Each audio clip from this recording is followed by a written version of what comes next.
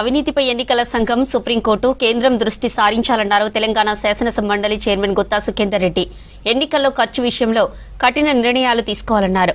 రాజకీయ పార్టీల వైఖరితో అధికారుల్లో అవినీతి పెరిగిందన్నారు.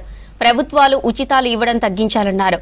నాగార్జున సాగర్ ఆయకట్టుకు ముందుగానే నీటి విడుదల చేయడం శుభ పరిణామమన్నారు సుఖేందర్ రెడ్డి. దేశంలో చాలా రాష్ట్రాల్లో అవినీతి పెరిగిపోతూ ఉంది అనేటువంటిది ఒక వాదన వినపడతాం. నిజంగా కూడా ఇదంతా కూడా ఆలోచన చేయాల్సినటువంటి అవసరం. కేంద్ర ప్రభుత్వం కానీ, సుప్రీంకోర్టు కానీ, ఎలక్షన్ కమిషన్ కానీ ఎన్నికల ఖర్చు మీద నియంత్రణ పెట్టాల్సిన బాధ్యత ఉంది. ఎన్నికల్లో విపరీతమైనటువంటి డబ్బుల ప్రభావంతోనే ఈ అవినీతి కార్యక్రమాలు పెంచిపోతూ ఉన్నాయి.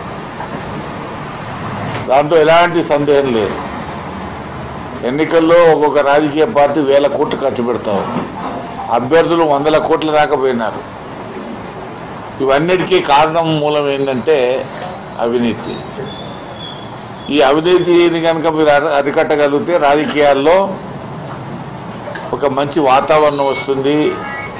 తప్పనిసరిగా ప్రజలు లేకపోతే పనిచేసే వాళ్ళకే ఓట్లు వేసేటువంటి అవకాశం. వాళ్ళ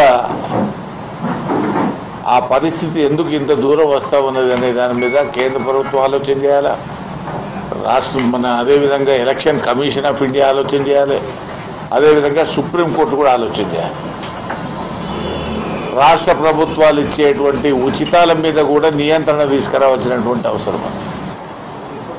మన రాష్ట్రంలో ప్రధాన వృత్తి వ్యవసాయం. మన రాష్ట్రంగా దేశంలోనే ప్రధాన వృత్తి వ్యవసాయం. వ్యవసాయం సక్రమంగా చేయాలంటే పని చేసేవాళ్ళు కూడా కావాలి. ఎంతో టెక్నాలజీ వచ్చింది. మనుషుల యొక్క అవసరాలు తగ్గినప్పటికీ ఉన్న దాంట్లో కూడా మనం వ్యవసాయం చేసుకోవాలంటే పనులు చేసేవాళ్ళు అవసరం. వాళ్ళకు కూడా గిట్టుబాటు ఇవ్వాల్సినటువంటి అవసరం ఉంది. వాళ్ళతో పని చేయించుకోవాల్సినటువంటి అవసరం ఉంది. కాబట్టి దానివైపు కూడా ప్రభుత్వాలు దృష్టి సారించాలి. ప్రభుత్వం వైపు చేయాల్సినటువంటి పరిస్థితి ఉండకూడదు. ఇది ప్రభుత్వాలు ఆలోచన చేయాల్సినటువంటి అవసరం ఉంది. పోటీపడి నువ్వు 1 ఇస్తా అంటే నేను 2 ఇస్తా, నేను 2 ఇస్తా అంటే నేను 4 ఇస్తా అనే పద్ధతుల్లో ఇవాళ రాజకీయ వ్యవస్థలన్నీ